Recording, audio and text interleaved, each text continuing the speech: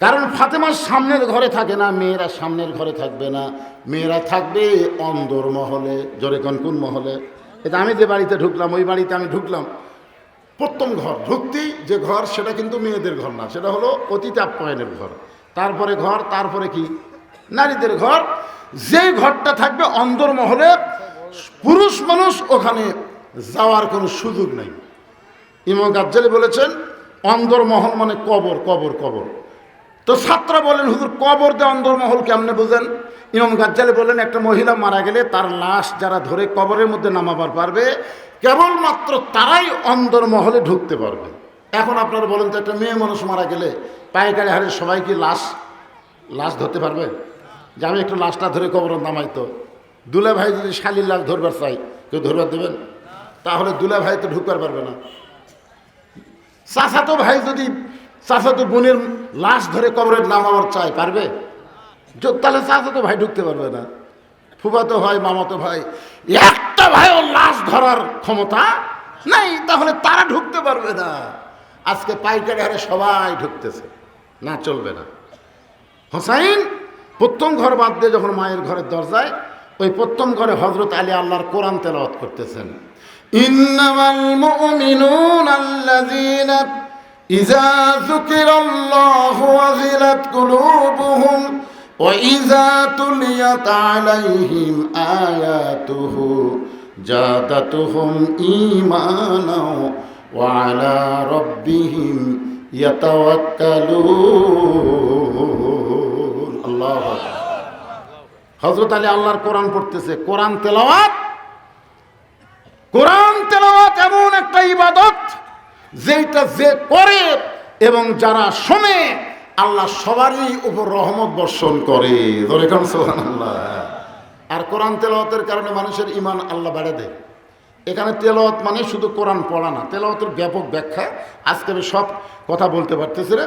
তো হযরত আলী হোসেনকে ডাক দিলেন, কিরে তুই বারা খেলাধুলা করতেছিলি, আলহামদুলিল্লাহ, তো খেলাধুলা বাদ দিয়ে হঠাৎ দৌড়ে এসে মায়ের ঘরের দরজা কি?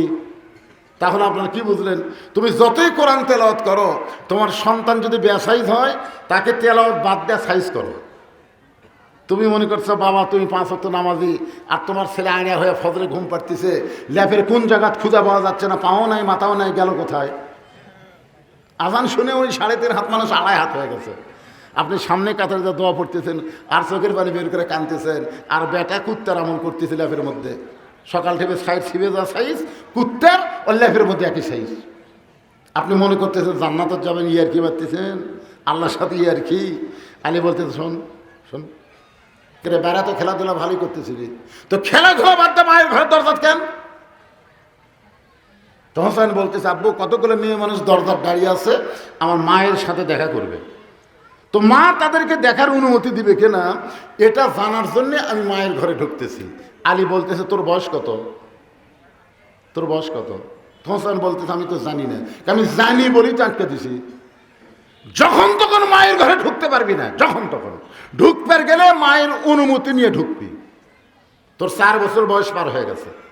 4 বছরের বাচ্চারা যখন তখন মায়ের ঘরে ঢুকতে পারবে না, মায়ের অনুমতি লাগবে। মা আমি হোসেন একটু ঢুকবার চাই, মা যদি বলে 5 মিনিট দেরি কর, তারপর।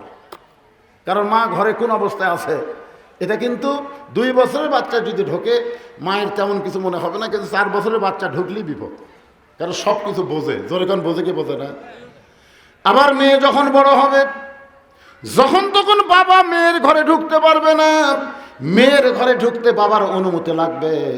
একসময় যে মেয়েকে কোলে কাঁকালে আপনি মানুষ করেছেন, আপনার মেয়েকে বুকের উপর রাইকে আপনি ঘুম পড়াইছেন, আজকে সেই মেয়ে যখন 8-9 বছর হয়ে গেল, ঘরের মধ্যে মেয়েটা কিভাবে আছে? বাবা আগে সালাম দিয়ে বলতে হবে মা আমি তোমার ঘরে ঢুকতে চাই। মেয়ে যদি বলে বাবা আসেন, কোনো সমস্যা নাই। আর যদি বলেন বাবা একটু দেরি করেন।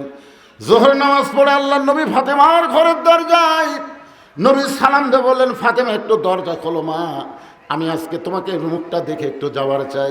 ফাতেমা বললেন বাবা এখনকার মতো আপনি ফেরত যান, এখন দরজা খোলার মতন পরিবেশ আমার বাড়িতে নাই। এমন একটা পোশাক পরে আসি, যেই পোশাক নিচের দিকে নিয়ে গেলে উপর দিকে আমি ঢাকতে পারি না, উপর দিকে আনতে গেলে নিচে ঢাকতে পারে না। বাবার সামনে মেয়ে দরজা খুলতে বড় শরম পায়। রাসূল চলে গেলেন, আসরের নামাজের পর আবার আল্লাহর নবী এসে বললেন, ফাতেমা তুই তো জানিস মা, তোর মুখটা না দেখলে আমার কলিজায় শান্তি হয় না। ফাতেমা বলে, বাবা এখনো পরিবেশ ঠিক হয় নাই, এখনকার মতো আপনি ফেরত যান। সঙ্গে সঙ্গে নবী আমার জানলার কাছে গিয়ে বলেন, ফাতেমা একটু জানলার পাল্লা খোল। নবী এক টানে গায়ের চাদর খুলে ফাতেমার হাতে দিয়ে বললেন, মা এই চাদর পরে বাবার জন্য একটু দরজা খুলে দে। এখান থেকে বোঝা গেল মেয়ে যখন বড় হবে বাবা ইচ্ছা করলেই মেয়ের ঘরে ঢুকতে পারবে না, ছেলে যখন বড় হবে ইচ্ছা করলেই মায়ের ঘরে ঢুকতে পারবে। হোসাইন তুমি আসো, আল্লাহর কোরআন ধরো। হযরত আলী হোসেনের হাতে আল্লাহর কোরআন শরীফ দিয়ে এই 3:30 আজান দেয় কোন এলাকার? আচ্ছা আচ্ছা আচ্ছা, আমি তো চমকে গেছি, কারণ আমার ভাই আমাকে একটা স্লিপ দিছে, হুজুর এই মাহফিলের জন্যে আপনি যখন খুশি তখন একটু গামছার কালেকশন করবেন, ওই ধরে ধরে কোনো কালেকশন না। তবে আজান শুনে তো চুম করছি, আর কি আজান দেয় রে। তো যাক, তো আপনাদের কাছে এইটা আজান যখন দিচ্ছে এই 2 মিনিট 3 মিনিট আপনাদের কাছে একটু রুমাল যাবে, গামছা যাবে। এই কোরআনের মাহফিলের জন্য, মাদ্রাসার জন্য মহব্বত করে যিনি যা পারেন ওটা পয়সা করবেন না, আপনাদের ওটা লাগবে না, টাকা যদি নাই